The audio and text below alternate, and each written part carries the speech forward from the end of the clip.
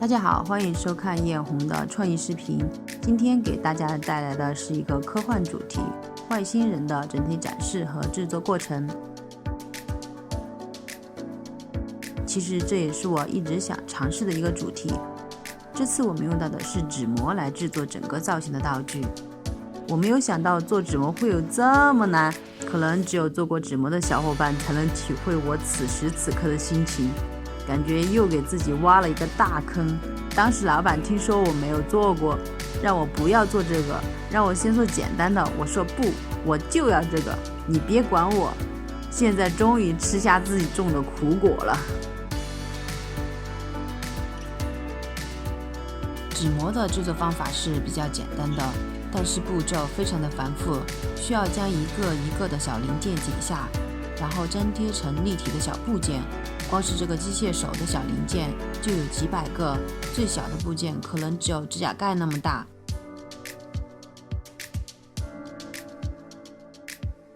不知道大家有没有在某一瞬间想要有挣脱束缚、打破现实的想法？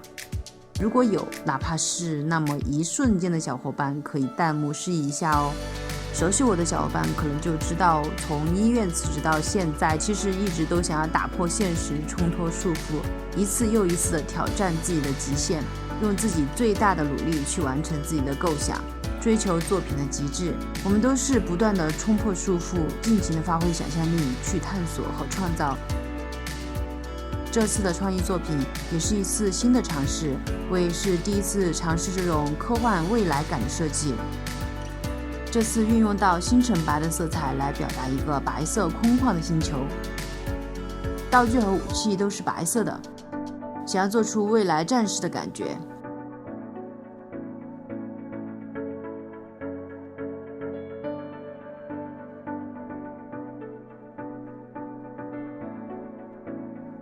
这次我妈妈的水管终于被我用完了，我打算明天跟她汇报一下。我把挨打用的拖鞋已经提前准备好了，就不劳她费心了。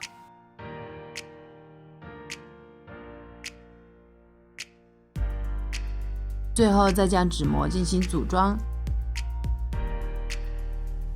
用水管连接机械手和武器。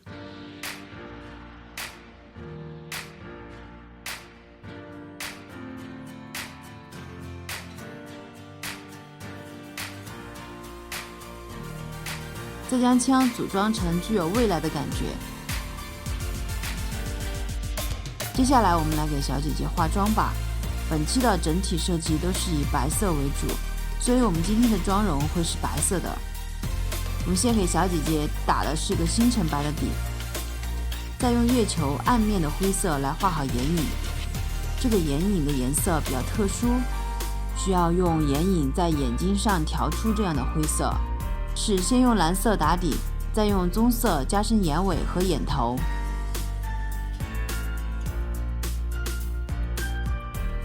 眼睛中间用银色的液状眼影提亮，这样的灰色会更加的接近月球的暗面，具有一种未来神秘科技的感觉。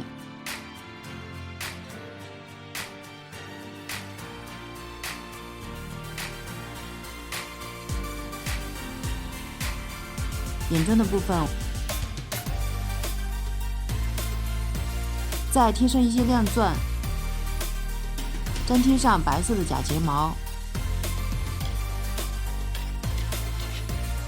画一条白色的眼线，